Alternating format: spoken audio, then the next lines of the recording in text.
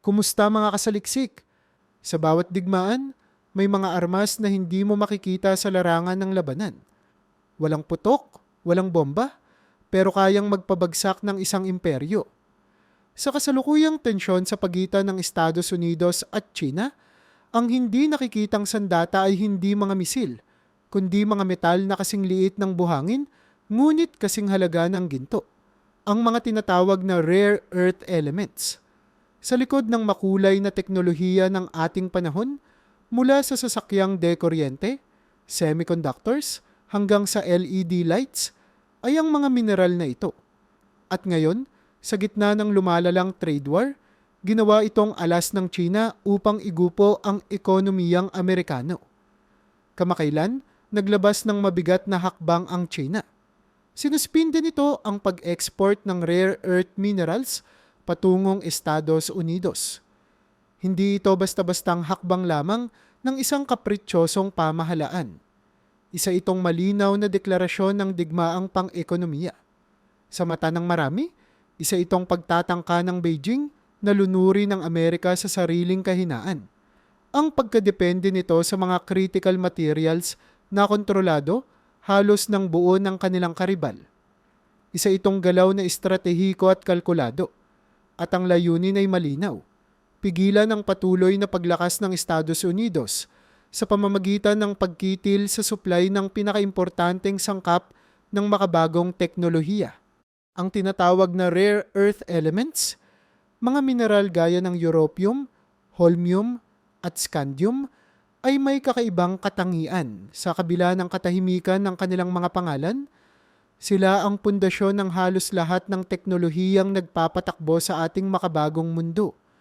Ginagamit ang mga ito sa paggawa ng semiconductors, electric vehicle motors, mga misil, wind turbines, at maging sa simpleng LED lights na nagpapaliwanag sa ating mga tahanan. Dahil dito, binansagan silang metals of the future. Hindi lamang dahil sa kanilang gamit, kundi dahil sa kapangyarihan nitong baguhin ang daloy ng kapangyarihan sa daigdig. At dito papasok ang nakakatakot na estadistika. Humigit kumulang 70% ng kabuuang produksyon ng rare earth elements sa buong mundo ay mula sa China. Ngunit hindi pa dyan nagtatapos ang dominasyon. 70% ng mga tinatawag na rare earth magnets, isang mahalagang bahagi ng mga modernong makina at gadget, ay galing din sa kanila. Ngunit ang mas nakakagimbal, hindi ito dahil sila lang ang mayaman sa ganitong uri ng resources. Sa katunayan, maraming bansa, kabilang na ang Amerika, ay may sapat na supply ng rare earth sa ilalim ng kanilang lupa. Ang tunay na dahilan ng dominasyon ng China ay hindi sa pagkakaroon ng yaman, kundi sa kanilang pagiging agresibo sa refining technologies. Noong dekada 90 pa lamang, naunawaan na ng pamahalaan ng China ang halaga ng rare earth elements. Ipinroklama nila ang mga ito bilang strategic resources at agad nilang binakuran at binantayan ang kanilang mga deposito.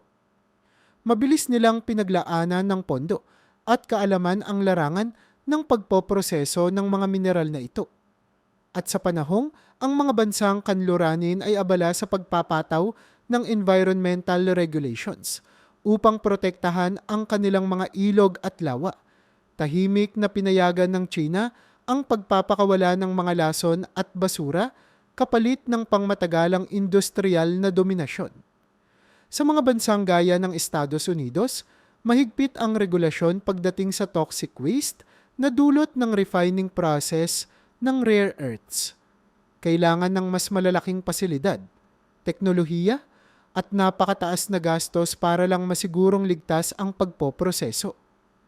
Kaya't imbes na harapin ang komplikasyon, pinili ng maraming bansa na ipaubaya ito sa China.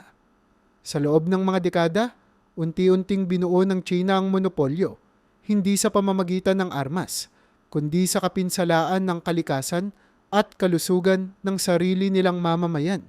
Ngunit ngayong pinipigilan ng China ang supply ng critical minerals sa Amerika, napilitan ng kumilos ang pamahalaang Amerikano.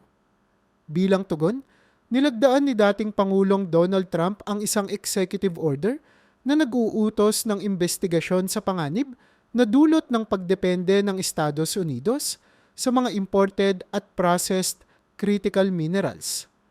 Layunin ng hakbang na ito na hindi lamang ilahad ang mga panganib, kundi magmungkahi rin ng mga konkretong hakbang upang paigtingin ang domestic production, bawasan ang pagdepende sa dayuhang supply, at mapalakas ang pambansang seguridad, pati na rin ang pangmatagalang katatagan ng ekonomiya.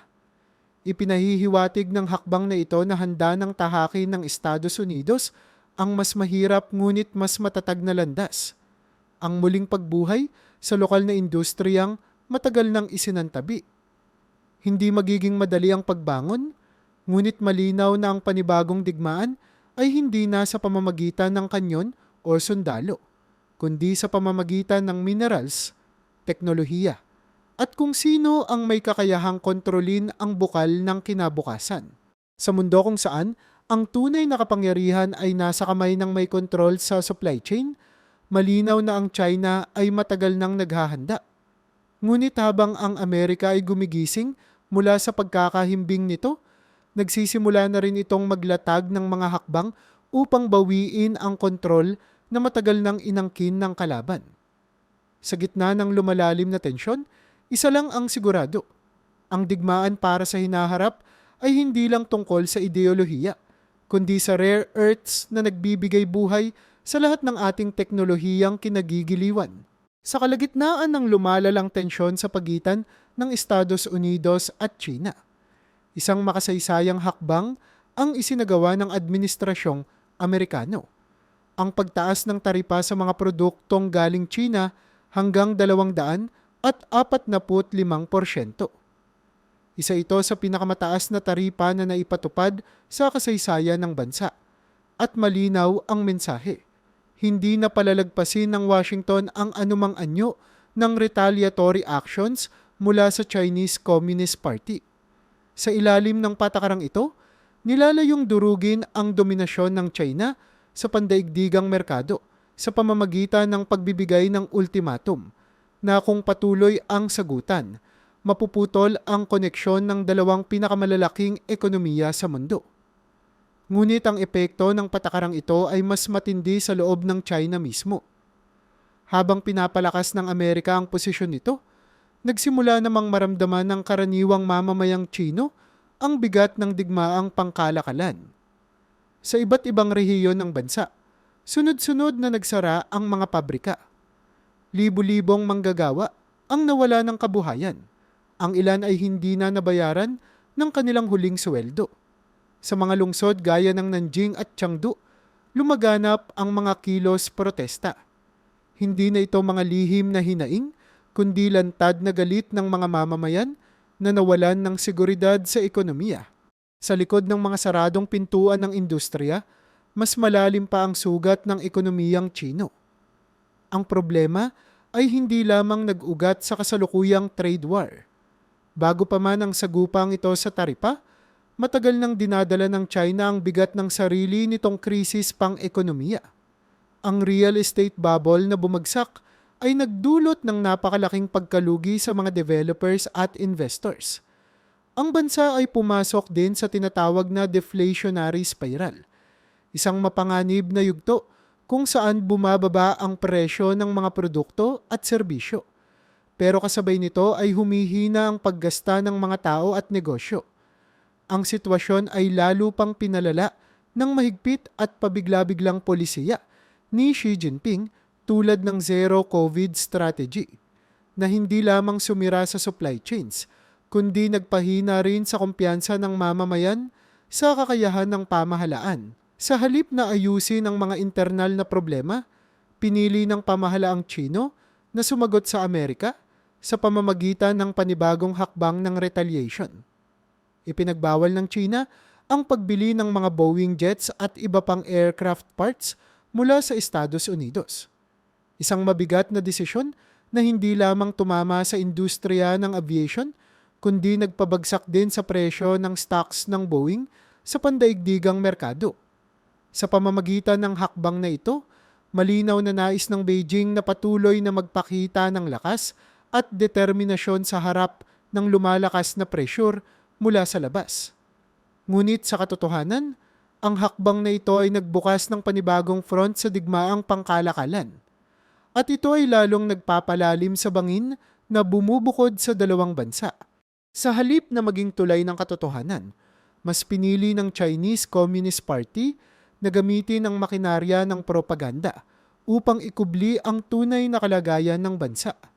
Sa tulong ng state media at kontroladong social platforms, ipinakalat nila ang mga peking video at ulat upang ipakita na ang Amerika ay naghihirap din sa ilalim ng kanilang sariling mga desisyon. Isang halimbawa rito ay ang di umano'y stampede sa mga supermarket sa Amerika, kung saan di umano'y nagkakagulo ang mga mamimili sa pagbili ng mga Chinese products bago pa ito magtaas ng presyo. Ang video na ito, na sinamahan pa ng dramatikong musika at voiceover, ay agad namang binatikos at pinatunayan na galing pa pala sa Black Friday sales noong taong 2018. Walang kinalaman sa trade war at lalong hindi indikasyon ng panic buying. Sa kabila ng lahat ng ito, malinaw na ang CCP ay desperado. Hindi nila kayang aminin sa kanilang mamamayan ang kabiguan ng kanilang mga patakaran. Kaya't imbes na bigyang linaw ang tunay na epekto ng mga taripa at krisis pang-ekonomiya, mas pinili nilang iligaw ang atensyon ng publiko gamit ang kasinungalingan. Ngunit sa digital na panahon, kung saan mabilis kumalat ang impormasyon at ang katotohanan ay hindi na madaling ikubli, unti-unti na ring nagigising ang sambayanang Tsino. At habang patuloy na pumipintig ang tibok ng protesta sa mga lungsod ng China, hindi malayong ang ingay ng mga tinig na ito ay humantong sa isang pagbabagong hindi na kayang pigilan ng anumang propaganda. Sa kasalukuyang yugto ng trade war, malinaw na walang panalo. Ang bawat hakbang ay may kapalit at ang bawat desisyon ay may katumbas na sakit. Ngunit kung may isang aral na makikita sa gitna ng kaguluhang ito, ito ay ang katotohanang ang tunay na kapangyarihan ng isang bansa ay hindi lamang nasusukat sa dami ng taripa o armas, kundi sa katatagan ng mamamayan at sa kakayahan nitong harapin ang katotohanan. Kahit gaano ito kapait, sa ilalim ng matinding presyur mula sa pandaigdigang ekonomiya, lumalakas na rin ang alingawngaw ng pagtutol mula sa loob mismo ng China. Sa isang bansa kung saan ang bawat kanto ay binabantayan ng kamera at ang bawat galaw ay sinusuri ng estado, tila imposible ang pag-iral ng malayang tinig. Ngunit sa kabila ng sistematikong panunupil, sunod-sunod na pro-democracy protests ang patuloy na lumilitaw. Isang senyales na may nag-aalab na damdamin sa puso ng mga mamamayan. Isa sa pinakaunang umalingaw-ngaw sa mundo ang insidente sa lungsod ng Chengdu, kung saan may naglakas loob na magsabit ng bandila sa isang pampublikong tulay na may napakatapang na mensahe: No national rejuvenation without political reform. Sa isang bansa na tinatawag na surveillance state, ang ganitong aksyon ay halos katumbas ng pagsusuicide. Ang aktivistang nagsagawa ng kilos protestang iyon ay hindi isang mapusok na bata o walang muwang na rebelde. Ayon sa mga ulat, gumugol siya ng mahigit 1 taon sa tahimik na paghahanda. Isinakripisyo ang kanyang kalayaan at seguridad upang maipadama ang kanyang panawagan. Bawat hakbang ay planado, bawat galaw ay kalkulado, sapagkat alam niyang kapag siya'y nahuli, maaaring iyon na ang kanyang huling sandali bilang isang malayang tao. Sa huli, bago siya tuluyang nawala at wala nang nakabalita kung nasaan siya, iniwan niya ang mga katagang, "All I wish for is democracy in China." Isang simpleng pahayag, ngunit sa kontekstong iyon, ito ay isang sigaw ng paglaban.